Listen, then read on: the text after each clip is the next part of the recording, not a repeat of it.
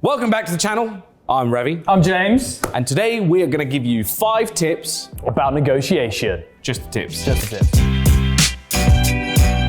Tip number 1, make sure you always build rapport. People only like doing business with people they like.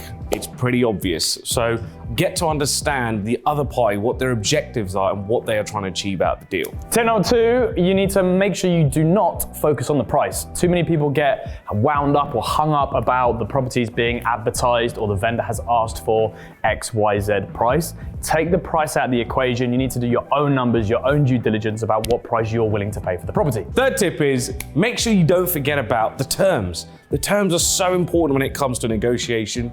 It doesn't stop once you've agreed the price. You can always either stretch the deal out of a longer period of time. You can either pay cash, shorten the period of time and lower the price.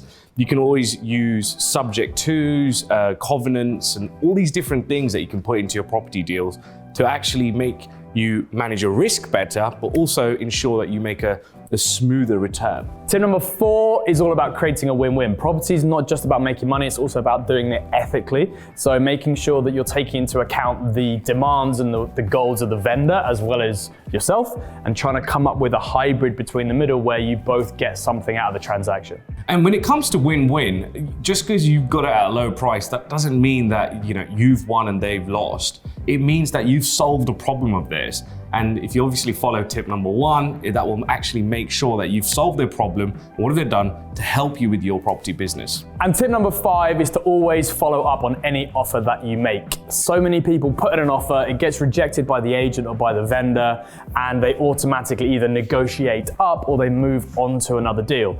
Put your offer out there, let it hang in the air, and then just follow up with it on a regular basis. So every 2 weeks, every 3 weeks, every month, phone the agent, phone the vendor. Has the property sold yet? My offer's still on the table. I'm happy to come back to the negotiating table and sit down with the vendor to come to an agreement on getting this deal over the line. You never want to walk away from a deal. You always want to leave the door open. So you can say, look, here's my position. I still want to work with you. The door's open. If the vendor decides to walk away from the deal, that's fine. But your door's always open, because whatever they've decided to go with, it might fall through and they may come back to you as well. So you've always got to make sure that you're prepared to take that opportunity forward.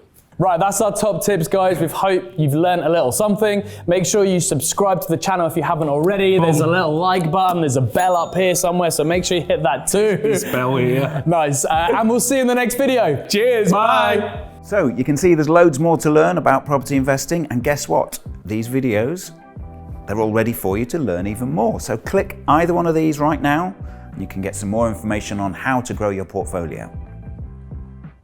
Click the video, that one, either one. Go on.